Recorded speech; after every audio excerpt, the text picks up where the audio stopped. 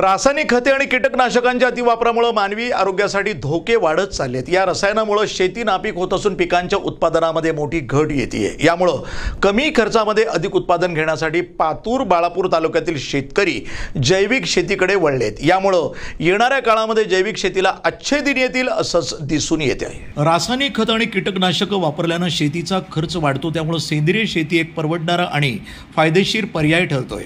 पातूर बाळापूर तालुक्यामध्ये अनेक शेतकरी नवभारतच्या जैविक उत्पादनांचा वापर करून शेती करत आहेत।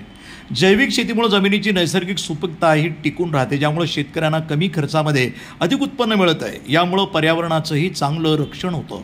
शेतकऱ्यांना या उत्पादनाचे फायदे कळल्यामुळे काही गावांमध्ये 70% शेतकरी हे जैविक शेतीवर विश्वास दाखवत आहेत। ही एक शाश्वत आणि फायदेशीर शेती पद्धत म्हणून उदयास येत आहे। यामुळे शेतकऱ्यांना आर्थिक लाभ मिळण्यासोबतच नागरिकांनाही सुरक्षित अन्न मिळत आहे आणि पर्यावरणाचंही रक्षण होत आहे।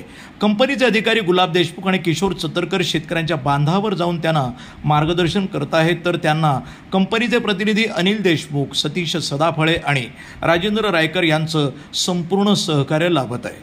मी गेल्या 3 वर्षापासून जैविक शेती करीत आहे। मी नवभारत कंपनीचे विजय ग्रोमीन खत, जेजबॉन्ड, विशिष्ट, सिव्हिल, वज्रा व्ही गोल्ड इत्यादी प्रोडक्ट वापरले आहेत। मला चांगला रिझल्ट आला आहे।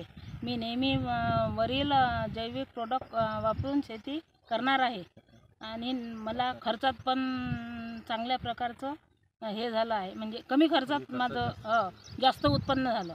उत्पन्नातही चांगली भर पडला। प्रतिनिधी संतोष काळे, NTV न्यूज मराठी, वाडेगाव, अकोला।